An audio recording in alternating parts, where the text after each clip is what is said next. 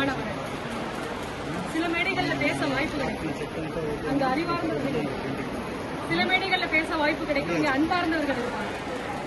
சில மேடைகள் அனுபவசாலிகள், ஆனால் இங்க எல்லாமும் ஒருங்கிணைந்து இருக்கக்கூடிய மேடையாக எனக்கு அன்பு, அறிவு, அனுபவம் எல்லோரும் அப்படி இருப்பதுங்கிறது பெரும் மகிழ்ச்சியா இருக்கு. இந்த அவையில எனக்கு இந்த புத்தகத்தை மதிப்பீடு செய்ய வாய்ப்பு கொடுத்த அன்பரையாவுக்கு எனக்கு நிறைந்த நன்றி. ஏறத்தாழ ஐயா பேசும்போது சொன்னாங்க, 1 கோடி இல்லங்களுக்கு இதை கொண்டு சென்று சேர்க்க வேண்டும் என்பதுதான் நம்ம 1 கோடி இல்லை. எனக்கு தெரியுது, தமிழன் மட்டும்தான் சொன்னா யாதும் ஊரே யாவரும் கேளீர். அப்போ இந்த உலகத்தில் உள்ள அத்தனை கோடி மக்களுக்குமே திருக்குறள் கொண்டு போய் சேர்க்கப்பட வேண்டிய நூல் தான். அதுல எந்த மாற்று கருத்தும் இல்லை. இதுல மொழிபெயர்ப்பு அப்படின்னு வருகின்ற பொழுது எனக்கு இன்னும் சொல்ல போனா தமிழுக்கு இணையா மொழிபெயர்த்திட முடியுமாங்கிறது கூட சந்தேகமா இருக்கு. ஏன்னா அறம்ங்கிற சொல் இந்த திருக்குறள்ல இருக்கிற இந்த அறம்ங்கிற சொல் இருக்கே, இதற்கு 10 பொருள் தருகிறது சென்னை பேரரசு. இந்த 10 பொருளும் ஆங்கிலத்துல மொழிபெயர்த்தீங்கன்னா அறம்ங்கிற சொல்லுக்கு விற்றுன்னு ஒரே ஒரு வார்த்தையில சொல்றாங்க. இப்ப நம்ம நிறைய படிக்கிறோம், அறம் பிழைத்தோருக்கு அரசியல் பிழைத்தோருக்கு அறம் மூன்றாகும். அப்ப அறம்ங்கிற சொல்லுக்குள்ள இது எல்லாத்தையும் சொல்லுங்க, அந்த விற்றுங்கிற சொல்லுக்குள்ள அடக்கிட முடியுமாங்கிற சந்தேகம் இருக்கு. அறம்ங்கிற சொல் மிகப்பெரிய சொல்லா நம்ம முன்னாடி வரும். அப்ப அந்த மொழிபெயர்த்து கொண்டு வரும்போது அந்த ஒரு சொல்லுக்குள்ள அடங்கக்கூடிய ஒன்றாக, ஒரு கடலை கொண்டு போய் ஒரு துளிக்குள்ள அடக்க முடிகிற மாதிரி மொழிபெயர்ப்புகள் இருக்கு திருக்குறளை கொடுக்கும். அப்படிப்பட்ட திருக்குறளுக்காக 20 ஆண்டுகள் தன்னுடைய வாழ்க்கையை பயணிக்கிறது மூலம் அர்ப்பணிக்கிறது சாதாரண அது மிகப்பெரிய விஷயம். எல்லோருக்குமான வாழ்க்கை. அது தமிழ்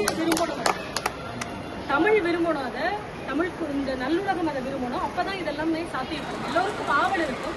அதை நிறைவேற்றுவதற்கான உறுதியும் வல்லமையும் இறைவனோ இயற்கையோ நமக்கு கொடுத்தா மட்டும்தான் அது சாத்தியம். வகையில இந்த புத்தகத்துக்காகவே அன்றையாவுக்கு மீண்டும் ஒரு முறை வாழ்த்துக்கள். 1 கோடி இல்லங்களுக்கு கொண்டு போய் சேர்க்கக்கூடிய பொறுப்பில் பணியில் நானும் உங்களோடு இருக்கிறேன் அப்படிங்கிறத பெருமையாகவும் சொல்லிக்கிறேன்.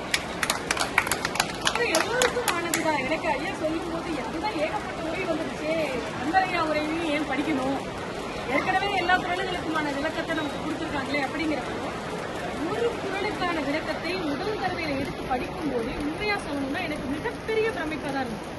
அந்த குரலுக்கான விளக்கத்தை என்னால இது வரைக்கும் நான் இப்படி யோசிச்சதே இல்லை. 402வது குரல் ஒண்ணு இருக்கு. கல்லாதான் சொல் காமுறுதல் முளையிரண்டும் இல்லாதால் பெண் காமுற்றற்றுன்னு ஒரு குரல் இருக்கு. நிறைய பேர் அதை கொச்சப்படுத்துறாங்க, சொல்ல தெரியாம சொல்றாங்க, பொருள் புரியாம சொல்றாங்க. எவ்வளவு ஆழமான ஒரு பொருளை வள்ளுவன் இப்படி சொல்லியிருப்பாரா எண்ணி பார்த்ததால் வந்த விளைவுதான் அந்த குரலுக்கு. நீங்களே படிக்காதவன் ஒரு மேடையில பேச ஆசைப்படுவது அப்படிங்கிறதுக்கு எனக்கு தெரிஞ்சு குமரகுருபரர் நீதிநெறி விளக்கத்துல ஒரு பாட்டு எழுதியிருக்காரு. அவை அஞ்சி மெய் விதிர்ப்பார் கல்வியும் கல்லார் அவையஞ்ச ஆகுல சொல்லும் நவையஞ்சி ஈக்குன்னா செல்வமும் நல்கூறியார் இன்னலமும் கூத்தொழில் கூவாமை நன்று அப்படின்னு எழுதுறாரு. படிக்காதவன் மேடையில ஏறி பேசுறது அவ்வளவு ஆபத்தானதுன்னு சொல்லியிருக்கு. வள்ளுவ பெருந்தகை கிட்ட வரும்போது அதை எதனோடு ஒப்பிடுகிறார் அப்படின்னு பார்த்தா ஒரு பெண்ணோட ஒப்பிடுறாரு. காலம் காலமாக நமக்கு இருக்கக்கூடிய விளக்க உரைகள் எல்லாம் பருவமடையாத பெண் என்பதையே குறிக்கிறது. அது அவளுடைய உடல் உறுப்புகள்.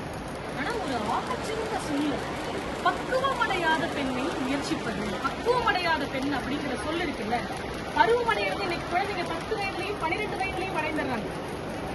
அது உடலின் பொறுப்பு. ஆனால் பக்குவமடைதல் என்பது மனம் சார்ந்தது. அந்த குரலுக்கான விளக்கம் பாருங்க. படிக்காதவன் அறிஞர் சபையில் பேச நினைப்பது பக்குவமடையாத சிறு பெண்ணை விரும்புவது. இந்த பக்குவம்ங்கிற சொல்லுக்கும் பருவம்ங்கிற சொல்லுக்குமான வித்தியாசம் இருக்குல்ல. உண்மையாலுமே இந்த குரலை நான் படிச்சு தெரியப்படணும். ஏன்னா 12 வயதுல பருவம் அடைஞ்சிருக்கு. இப்ப நம்மளே குழந்தைங்களை வீட்டுல திட்டுறோம், பெரிய பொண்ணாயிட்டா உனக்கு தெரியாத. பெரிய பொண்ணாக பக்குவம் அடைவதற்கான குவாலிட்டி இல்லை.